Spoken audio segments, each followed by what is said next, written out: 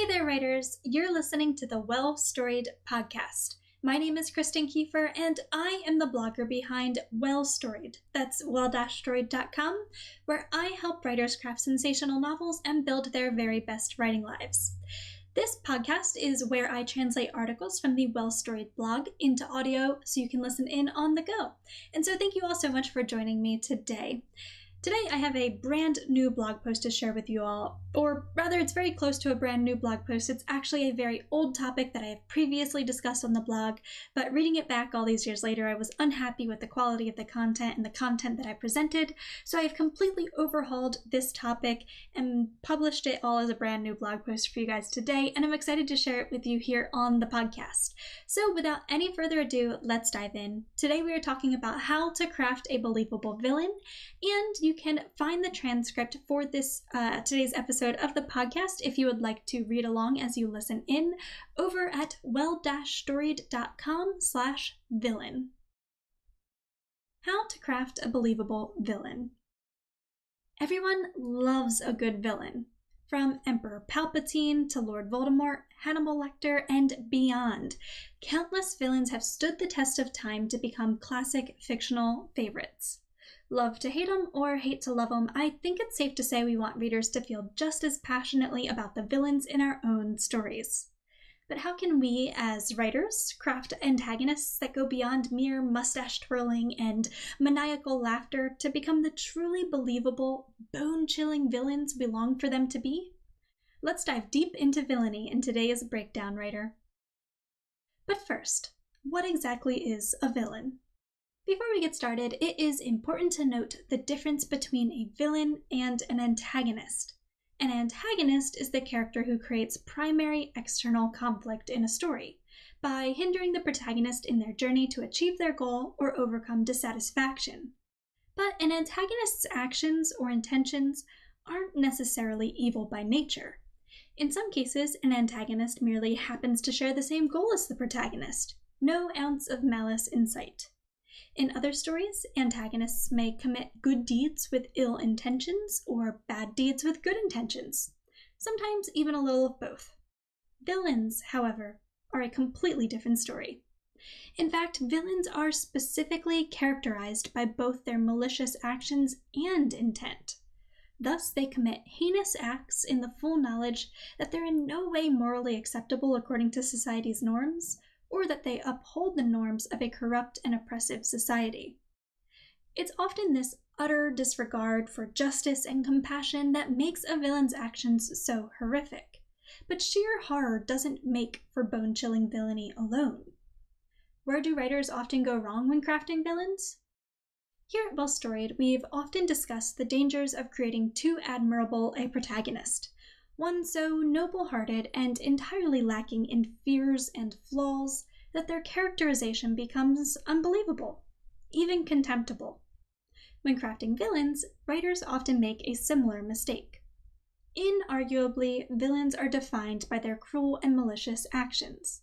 Yet, in most cases, villains are also human. They are people with pasts and personalities and pain, and so they deserve their own rich and compelling human stories. This is not to say that you should temper your villain's evil in any way. In fact, some of the cruelest actions can strike true terror in the hearts of readers, but only if shown through the lens of humanity. Yes, our villains can sneer and cackle and kill, but when their actions make us question our own humanity, or reveal chilling truths about the reality of our lives, that is what makes a villain so wholly and utterly terrifying. Could that have been me if my life had taken a different turn? Who are the people I pass in the street? Do I know someone who carries their own horrific secret? These are the questions that believable villains make us ask when reading, and readers ask them because the author behind that story took the time to develop their villain just as fully as any protagonist, giving them a truly chilling story to call their own. How can we, as writers, do the same? Let's talk about the key to crafting truly believable villains. Remember, every villain is the hero of their own story. This is probably the most popular piece of advice to be found on the topic of crafting villains, and I think it's deservedly so. Treating our villains as the protagonists of their own stories is a great way to ensure we develop them just as fully as their purpose demands, from their goals and motivations to their personality, history, worldview, and beyond. Crafting each of these primary characterization elements with care is absolutely necessary if our villains are to hold their weight against our protagonists. But more importantly than even developing these elements, we must take care to do so with depth and intention. It's not entirely unbelievable for a story's villain to want to take over the world. But why? Just because they're evil isn't enough. And how do they plan to take over the world anyhow? Get specific when developing your villain. Dig deep into understanding what they want, why they want it, and what has or will motivate them to take action. If you're looking for step-by-step guidance as you develop your story's villain, you may enjoy our new 10-day free email course called Developing Complex Characters. You can find that course and enroll at well-storied.com/character course. I've also linked that for you in today's episode description, so make sure to check that out. Okay, so now we need to take a moment here and ask one simple question. What if your villain is a Dark Lord or a demon? On occasion, stories may feature villains that aren't, in fact, human. Whether they're a Dark Lord, a demon, or some other supernatural creature, utilizing a villain that may, in fact, be purely evil isn't necessarily a mistake. When using this type of villain, however, you must remember that readers aren't going to fear them in the same way they would a truly terrifying human character. Such pure evil is largely outside the realm of what we experience as human beings, and so as writers we must find other ways to strike fear into the hearts of our readers. Often, villains of this nature are merely a catalyst for the story's true and most terrifying danger. The protagonists fight against their own fears or temptations. You've often seen this as a reader. Just think of Frodo grappling against the allure of the One Ring, Jack Torrance's slow descent into madness, or Edmund Pevensy's struggle against the White Witch's temptations.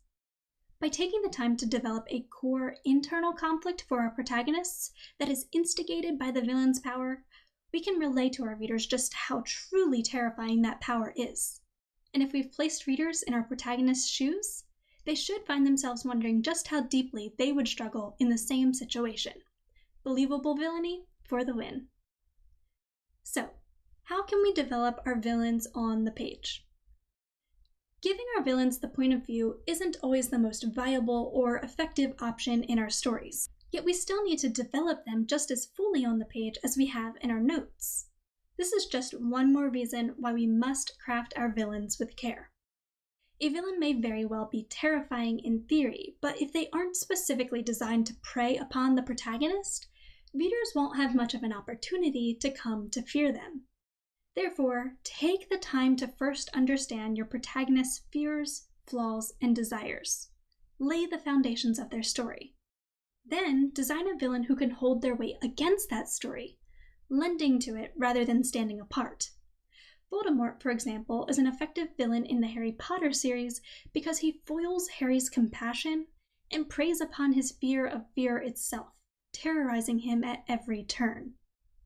After establishing a protagonist and villain whose stories are so deeply intertwined, take some time to develop scenes in which they'll interact or in which the protagonist will experience the consequences of the villain's actions.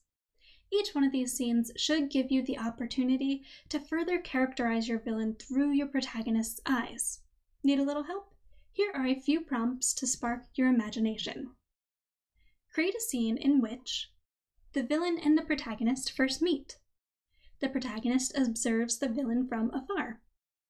The protagonist must deal with the consequences of the villain's hurtful actions against others. The protagonist surprises the villain. The villain utterly destroys the protagonist's confidence. The protagonist hears others speak of how they view the villain. The protagonist meets someone who views the villain with pity, love, or respect. The protagonist sees the villain's reaction to losing something of value. The protagonist and villain come into conflict without a clear winner. The protagonist learns of the villain's past, and the protagonist learns something surprising about the villain. You may not be able to develop all of these scenes for your story, and that is okay. The idea is simply to give readers as many scenes as possible in which they can learn something new about the villain, whether that be through the villain's actions or reactions, from the consequences left in their wake, or from the lingering shadows of their past. By working to create both your villain and their characterization in your story with intention, you'll have done your very best to encourage readers to buy into their believability. And with any luck, you'll even send shivers up their spines. So put the effort into crafting truly bone-chilling villains, writer. It'll make all the difference as you work to bring your story to life.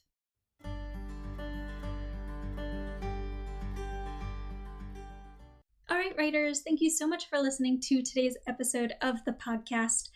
Throughout this article over on the blog, the corresponding article, I left a lot of links with more information to some of the topics we talked about today, other types of antagonists, how to craft goals and fears and motivations for your characters, and beyond. So make sure to check out those links in today's article at well-storied.com/villain if you were looking for more information on some of these things that we talked about. If you enjoyed today's episode of the podcast, make sure to go ahead and subscribe so that you don't miss any new episodes in the future. I have many in development that I'm very excited to share with you all. Also, it would mean the world to me if you could give this episode, this podcast, a quick like, rating, or review. Whatever you can do from wherever you are listening in from really helps the podcast grow. So thank you all so much for that. If you are also interested in supporting the podcast and all that I create for Well-Storied monetarily, I do run a Patreon account for Well-Storied. If you don't know, Patreon is simply a convenient place where you can support your favorite creators by making a small monthly pledge. And so for as little as $1, you can come onto the Well-Storied team and help support the creation of all the free resources I offer up at Well-Storied, including this podcast. So if you're looking to get involved, make sure to head on over to patreon.com/wellstoried. I will also leave that link for you in today's episode description. All right, that's my typical spiel, writers. Thank you all so much for listening in today. I hope you enjoyed this episode, and I really cannot wait to talk to you guys soon. Until then, happy writing, and I'll see you guys next time.